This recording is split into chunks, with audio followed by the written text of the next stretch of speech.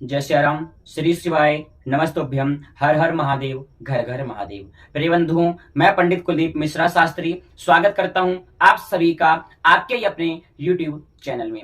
तो प्रिय बंधुओं, आज का जो मुख्य विषय है वो है कि शिवरात्रि पूजन विधि और विधान क्या है। आज आपको बताएंगे कि शिवरात्रि का पूजन आप अपने घर में किस प्रकार से कर सकते हैं और कैसे कर सकते हैं और कैसे करना चाहिए। और यदि आप सभी पुरोहित हैं, आचार्य हैं और पंडित जी हैं और आप सभी किसी दूसरे के यहाँ यानी कि किसी यजमान के यहाँ पूजन करवाने जा रहे हैं, तो आप सभी किस प्रकार से अपने यजमान के यहाँ शिवरात्रि वाले दिन, महाशिवरात्रि वाले दिन शिवलिंग की पूजा विधि विधान को संपन्न करवा सकते हैं। तो इन दोनों विषय पर हम इस वीडियो के जरिए से चर्चा करेंगे। प्रिय बंधुओं, सबसे पहले बात कर लेते हैं कि महाशिवरात्रि का महापर्व कब मनाया जाता है। फाल्गुन मास के कृष्ण पक्ष की त्रयोदशी तिथि को महाशिवरात्रि का व्रत और महापर्व मनाया जाता है। इस बार त्रयोदशी तिथि का आरंभ 8 मार्च शुक्रवार 2024 की सुबह 1:20 से हो जाएगा, जो कि 8 मार्च 2024 शुक्रवार की रात को 9:58 पर त्रयोदशी तिथि समाप्त हो जाएगी। अतः सभी भक्तों, माताओं और बहनों को इस बार महाशिवरात्रि का व्रत 8 मार्च शुक्रवार 2024 को ही करना है।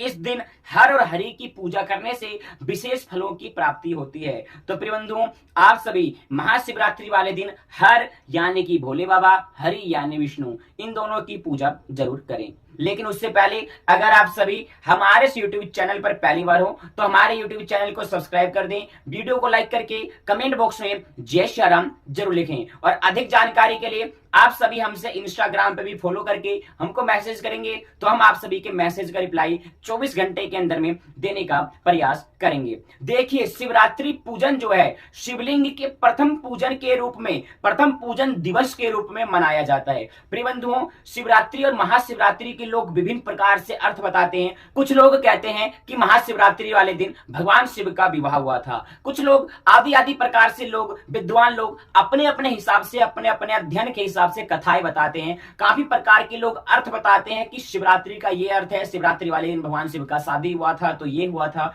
तो वो हुआ था। लेकिन प्रिय बंधुओं, जो हमने अध्ययन किया है, जो हमको जानकारी है, वो जानकारी मैं आप सभी के साथ शेयर करने जा रहा हूं। महाशिवरात्रि हो या शिवरात्रि हो, तो महाशिवरात्रि वाला दिन स्पेशल करके, विशेष करके महाशिवरात्रि का जो दिन है, वो दिन जिस दिन देवता ने और ऋषि ने यानी कि देवताओं ने और मनुष्य ने दोनों ने एक साथ मिलकर के शाम के समय, प्रदोष काल के समय जिस दिन शिवलिंग का पूजन किया था, उसी दिन को महाशिवरात्रि के रूप में मनाया जाता है। यानी कि शिवरात्रि का प्रथम पूजन जिस दिन देवता ने और ऋषि ने मिलकर के किया था, उसी को महाशिवरात्रि कहा जाता है। पहला अर्थ तो ये हो गया। दूसरा अर्थ, जिस दिन शिवलिंग का प्रथम पूजन हुआ था, जिस दिन शिवलिंग का प्रथम पूजन हुआ था, उसी दिन को महाशिवरात्रि कहा जाता है। शिवरात्रि के दिन सुबह से ज्यादा पूजा करने का फायदा प्रदोष काल में पूजा करने का महत्व बताया गया है। यानी कि शिवरात्रि वाले दिन जितना पूजा आप सुबह करते हैं, उसके अधिक गुना फल यदि आप सभी शाम के समय, प्रदोष काल के समय करते हैं, मिलेगा। यानी प्रदोष काल के समय यदि जो कोई व्यक्ति, जो कोई मानव शिवरात्रि वाले दिन भगवान शिवलिंग की, भगवान शिव की पूजा करता है, तो उसका फल बताने योग्य भी नहीं कहा गया है, उसकी कल्पना तक कोई नहीं कर सकता। इतनी तो प्रिय बंधुओं, इसका अर्थ ये नहीं हुआ, इस वीडियो को बनाने का अर्थ ये नहीं हुआ कि आप सुबह पूजा ना करें। आप सुबह भी पूजा करें और आप शाम के समय भी पूजा करें अगर हो सकता है तो। शाम के समय तो आप विशेष रूप से पूजा करें ही करें, और यदि आप सभी पे समय नहीं है तो आप सभी सुबह के समय तो जरूर से जरूर पूजा शिवलिंग की करें। तो प्रिय बंधुओं, अगर हो सके तो प्रदोष काल के समय शिवलिंग की पूजा जरूर करें। शिवरात्रि जो कि प्रत्येक मास के कृष्ण पक्ष की त्रयोदशी तिथि में आती है, त्रयोदशी तिथि को शिवरात्रि, त्रयोदशी तिथि में शिवरात्रि होती है। जी हाँ प्रिय बंधुओं, प्रत्येक मास के कृष्ण पक्ष की त्रयोदशी तिथि में शिवरात्रि आती है और शिवरात्रि होती है। यानी कि प्रत्येक मास के अंधेरे पक्ष में जो प्रदोष व्रत आता है, यानी जिस दिन प्रदोष व्रत होता है अंधेरे पक्ष में, उस दिन या तो उसके अगले दिन शिवरात्रि होती है तो होती है। तो प्रिय बंधुओं, प्रत्येक मास में जो शिवरात्रि होती है वो तो होती है शिवरात्रि, लेकिन यह जो शिवरात्रि है इसे हम महाशिवरात्रि कहते हैं, यानी कि जो फाल्गुन मास के कृष्ण पक्ष की त्रयोदशी तिथि में शिवरात्रि होती है इसे हम महाशिवरात्रि कहते हैं। इसे हम महाशिवरात्रि क्यों कहते हैं, ये क्वेश्चन आप सभी के मन में पक्का आया होगा। तो प्रिय बंधुओं, मैंने आप सभी को शुरू में ही कहा कि जिस दिन ऋषि ने और देवता ने यानी कि मानव ने और देव ने मिलकर के एक साथ में शाम के समय में शिवलिंग की पूजा की थी उसी को महाशिवरात्रि कहा जाता है। तो प्रिय बंधुओं, आइए बात करते हैं कि हम घर में शिवरात्रि वाले दिन, महाशिवरात्रि वाले दिन शिवलिंग की पूजा विधि और विधान किस प्रकार से संपन्न करें। अपने घर में शिवरात्रि वाले दिन पूजा विधि विधान किस प्रकार से संपन्न करें। तो प्रिय बंधुओं, यदि आप सभी अपने घर में महाशिवरात्रि वाले दिन, शिवरात्रि वाले दिन भगवान शिवलिंग की पूजा कर रहे हैं, शिवलिंग की पूजा कर रहे हैं, तो उसमें आप सभी को क्या विधि विधान रखना है। तो प्रिय बंधुओं, यदि आप सभी के पास में सामर्थ्य नहीं है तो आप सभी पत्रम पुष्पम फलम तोयम, पत्ता, फूल, जल और फल, इन 4 चीज से ही शिवरात्रि वाले दिन शिवलिंग की पूजा करते हैं तो भोले बाबा भगवान शिव उसी में प्रसन्न हो जाते हैं। लेकिन एक चीज का विशेष ध्यान रखें, जो पत्र और जो पुष्प भगवान शिवलिंग पे और जो जल भगवान शिवलिंग पे नहीं चढ़ सकता है उस चीज को कदापि ना चढ़ाएं। आप शिवलिंग पे संसार भर के, दुनिया भर के जितने भी पत्र पुष्प फल फूल है सब चढ़ा सकते हैं, केवल उन पत्र पुष्प को ना चढ़ाएं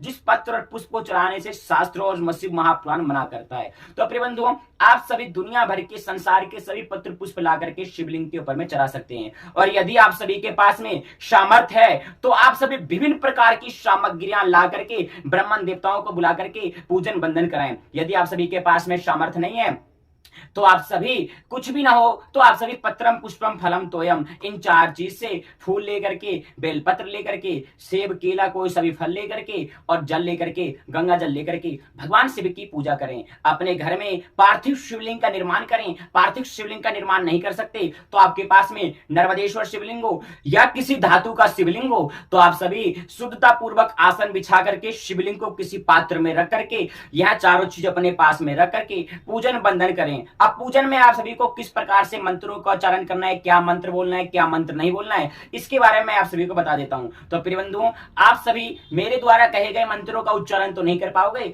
लेकिन अधिकतर मंत्र आप लोगों को खुद भी याद होगा। पहला मंत्र त्वमेव माता च पिता त्वमेव, त्वमेव बंधु च सखा त्वमेव, त्वमेव विद्या द्रविणं त्वमेव, त्वमेव सर्वं मम देव देव। पहला मंत्र तो ये हो गया, अधिकतर लोगों को याद ही होगा और जिसको याद ना हो तो इस मंत्र को जरूर याद करें। दूसरा मंत्र कर्पूरे गौरम करुणावतारम संसारे सारम भुजगेन्द्रहारम सदा वसंतम हृदयारविंदे भवं भवानी सहितम नमामि। ये तो हो गया दूसरा मंत्र।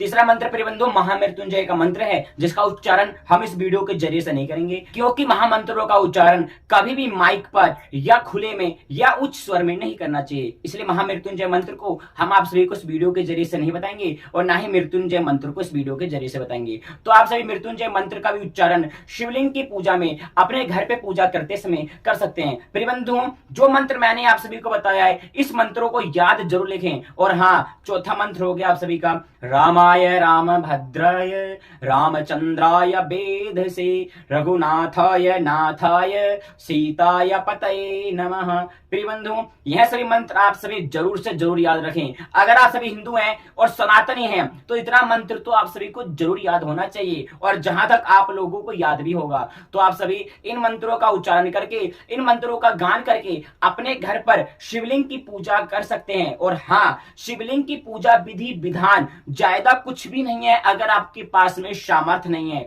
क्योंकि भोले बाबा संसार के सबसे भोले देवी देवताओं में आते हैं। इनको तो कुछ भी नहीं चाहिए, बस भगवान तो भाव के भूखे हैं। खास करके भगवान भोले बाबा के सामने आप भोले बन जाओगे तो आपका पूजा स्वीकार हो जाएगा। तो प्रिय बंधुओं, तो ये तो हो गया जिसके पास सामर्थ्य नहीं है उसके लिए। और हाँ, जिसको भगवान ने दे रखा है, जो सामर्थ्यवान है, उन सभी के लिए मैं कहूंगा कि आप सभी किसी पंडित जी को बुला करके, किसी आचार्य को बुला करके करके अपने घर में शिवरात्रि की, शिवलिंग की, शिव जी की पूजा विधि विधान को संपन्न कराएं। विभिन्न प्रकार से सामग्रियां ला करके भगवान शिवलिंग की पूजा करके भगवान शिव का आशीर्वाद कृपा दृष्टि को आप प्राप्त करें। तो यह तो हो गया जिसके पास सामर्थ्य है और जिसके पास सामर्थ्य नहीं है। तो इस प्रकार से आप सभी अपने घर में पूजा बंधन कर सकते हैं। जी हाँ प्रिय बंधुओं, मेरे द्वारा प्रस्तुत अगर ये जानकारी आप सभी को पसंद आ रही हो तो वीडियो को लाइक कर दें, कमेंट बॉक्स में जय श्री राम जरूर से जरूर लिखें। चैनल पर पहली बार हो तो चैनल को भी सब्सक्राइब जरूर करें। तो जो पंडित जी लोग हमारी इस वीडियो को देख रहे हैं उन लोगों से मैं हाथ जोड़ करके विशेष आग्रह करता हूं कि देखिए, अगर मैं आप सभी को इस वीडियो के जरिए से सारी विधि विधान को बताता हूं तो मुझको बहुत ही लंबा समय देना पड़ेगा। अब वीडियो भी काफी लंबी हो जाएगी और लंबी वीडियो को कोई भी नहीं देखता है, इसलिए मैं आप सभी से हाथ जोड़ करके विशेष आग्रह करता हूं कि आप सभी गीता प्रेस की रुद्राष्टाध्याय खरीदें और खरीद करके घर पर लाइए। रुद्राष्टाध्याय में कर्म से सारा विधि विधान बताया हुआ दिया गया है। उसी क्रमबद्ध तरीके से विधि विधान के साथ में महाशिवरात्रि वाले दिन शिवलिंग की पूजा विधि विधान को संपन्न करा सकते हैं। रुद्राष्टाध्याय 2 प्रकार की आती है, हिंदी और संस्कृत में। आप दोनों में से जो आपको अच्छा लगे वो ले सकते हैं और दोनों में पूरा विधि विधान दिया हुआ है। तो आप सभी हिंदी या संस्कृत दोनों में से कोई सी भी लें और ले तो गीता प्रेस की ही लें। और प्रिय बंधुओं, आप सभी से मेरा हाथ जोड़ करके विनती है कि महाशिवरात्रि वाले दिन किसी भी प्रकार से नशीले पदार्थों को प्रसाद के रूप में ना बांटें और ना ही सेवन करें। अधिकतर लोगों के मन में या दिमाग खराब होने के कारण यह बोलते हैं कि भगवान शिव ने भांग पिया है तो हम क्यों नहीं भांग पिए, हम क्यों नहीं भांग खाएं, हम क्यों नहीं गांजा पिए, हम क्यों नहीं धतूरा खाएं। तो प्रिय बंधुओं, मैं चैलेंज करता हूं कि भगवान शिव ने भांग पिया है, धतूरा खाया है, गांजा पिया है, कौन से शास्त्र, कौन से पुराण में लिखा हुआ है? मुझे लिखा हुआ दिखाइए। और जो लोग ये बोलते हैं, समझ लीजिए संसार का सबसे बड़ा मूर्ख व्यक्ति वही है कि जो कहता है कि भगवान शिव ने भांग पिया है, धतूरा खाया है और गांजा पिया है। तो भगवान शिव का नाम लेकर के आप सभी भगवान शिव को बदनाम करके अपने जीव के स्वाद के लिए भांग, धतूरा, नशीले पदार्थों आदि का सेवन कर रहे हैं और दूसरों को भी करवा रहे हैं। मैंने देखा है कि बड़े बड़े मंदिरों पर शिवरात्रि वाले दिन लीटर के लीटर दूध में भांग मिला करके बांटा जाता है, वो भगवान शिव का नाम लेकर के। तो इस प्रथा को बंद करना चाहिए, ये प्रथा बंद होना चाहिए। तो आप सभी से हाथ जोड़ करके मेरा निवेदन है कि महाशिवरात्रि वाले दिन और शिवरात्रि वाले दिन और अन्य दिन भी आप सभी भगवान भोले बाबा का नाम लेकर के किसी प्रकार के नशीले पदार्थों का सेवन ना करें, ना ही कराएं। और जिस मंदिर के गेट पर शिवरात्रि वाले दिन, महाशिवरात्रि वाले दिन अगर आप सभी देखते हैं कि भांग बांट रहे हैं भगवान शिव का नाम लेकर के या किसी प्रकार से नशीले पदार्थों का वितरण किया जा रहा है प्रसाद के रूप में, तो आप सभी इस बात पे आवाज जरूर उठाएं। क्योंकि अपने सनातन धर्म की बात है, सनातन को बदनाम किया जाता है इस बात के जरिए से, क्योंकि सनातन धर्म में कहीं भी नहीं लिखा हुआ कि आप किसी प्रकार से नशीले सामानों का सेवन करें, नशीले पदार्थों का सेवन करें। और आप तो सेवन कर रहे हैं, कर ही रहे हैं और साथ में दूसरों को भी सेवन करवा रहे हैं, दूसरों का भी धर्म नष्ट कर रहे हैं। तो आप सभी से पुनः मैं हाथ जोड़ करके विनती करता हूं कि महाशिवरात्रि वाले दिन किसी भी प्रकार से नशीले सामानों या नशीले पदार्थों का वितरण प्रसाद के रूप में ना करें, ना ही इसका ग्रहण करें। और जो करता है उसके खिलाफ आवाज जरूर उठाएं, क्योंकि ये धर्म और ये कर्तव्य आपका है। अगर आप एक सनातनी हैं, एक हिंदू हैं, वीडियो पसंद आए तो वीडियो को लाइक कर दे, कमेंट बॉक्स में जय श्री राम जरूर लिखें। चैनल पर पहली बार हो तो चैनल को सब्सक्राइब जरूर करें।